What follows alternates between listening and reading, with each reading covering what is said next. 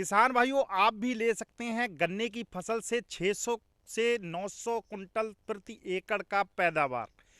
किसान भाइयों नमस्कार, मेरा नाम Harpreet Singh. YouTube channel Grewal agro में पार्ट 4 में आपका स्वागत है।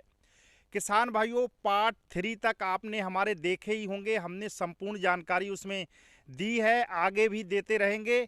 पार्ट 10 तक हम शुरू से लेकर गन्ने की A to Z जानकारी आपको देंगे कि किस तरह आप एक अच्छा पैदावार लेंगे। पार्ट 3 में हमने बेसल डोज तक बताया था कि आपको गन्ने की बुवाई के समय क्या डालना है।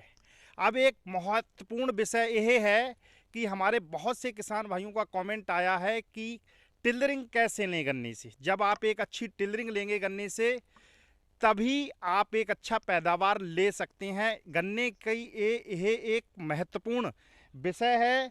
किसान भाइयों, मैंने शुरू पार्ट फर्स्ट में ही आपको बताया है और पार्ट 2, 3 में लगातार आपको वह सारे मंत्र बताए हैं जिससे आप अच्छी टिलरिंग, अच्छी बढ़वार और गन्ने से एक अच्छा पैदावार ले सकते हैं। तो किसान भाइयों, टिलरिंग के लिए क्या होना चाहिए? सबसे पहले आपको मिट्टी कम डालनी है। मिट्टी कम से कम डालें। 1 से 1.5 इंच अगर मिट्टी मतलब कि बड के ऊपर डालेंगे तो आपका स्वाभाविक है कि टिलरिंग अच्छी होगी।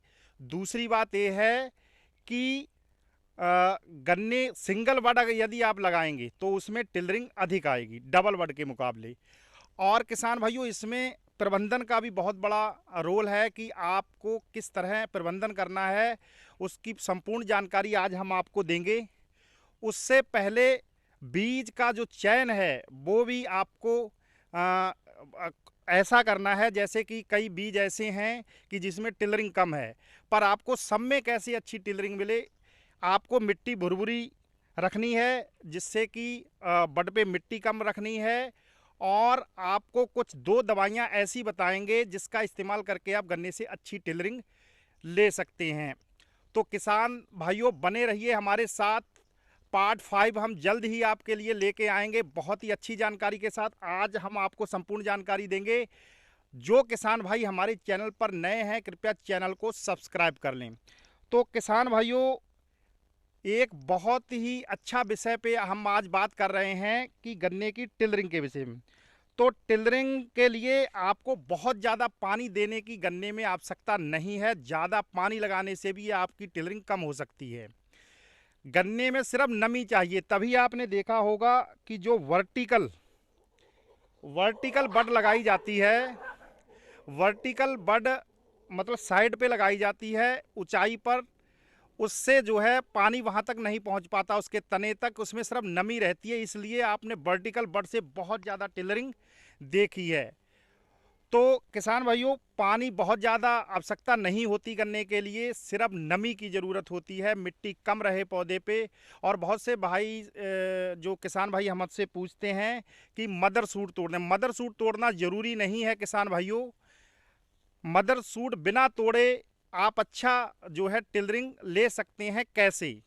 किसान भाइयों, 60 से 120 दिन जो है जो टिलरिंग का पीरियड है उसमें आपको यह 2 दवाइयाँ भी इस्तेमाल करके आप अच्छी टिलरिंग ले सकते हैं।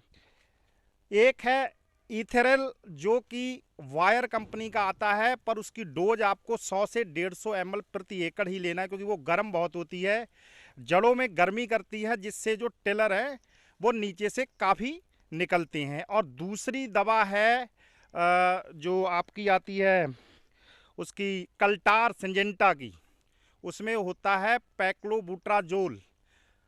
किसान भाइयों, वह क्या करता है, उसकी डोज भी आपको 100 से 150 ml ही प्रति एकड़ के हिसाब से लेनी है, ज़्यादा नहीं लेनी है, क्योंकि वो गन्ने की बढ़वार को 10 से 15 दिन के लिए रोक देता है।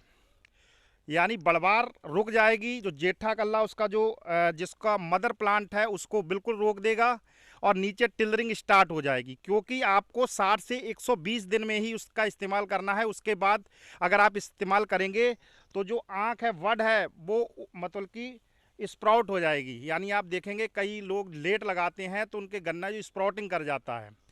तो किसान भाइयों, आपको ये गलती नहीं करनी है। इन दोनों दवाइयों की हम एक लॉन्ग वीडियो पूरा स्पेशल बनाएंगे कि कितनी डोज, कैसे कैसे करके, कब इस्तेमाल करना है। अभी मैं आपको बता देता हूं, आप कमेंट में कोई भी जानकारी और लेना चाहें तो पूछ सकते हैं। मैंने 2 दवा आपको बताई हैं, सिजेंटा की कल्टार और बायर का ईथरेल। ये दोनों को इस्तेमाल करके आप अच्छा जो है रिजल्ट ले सकते हैं टिलरिंग पे।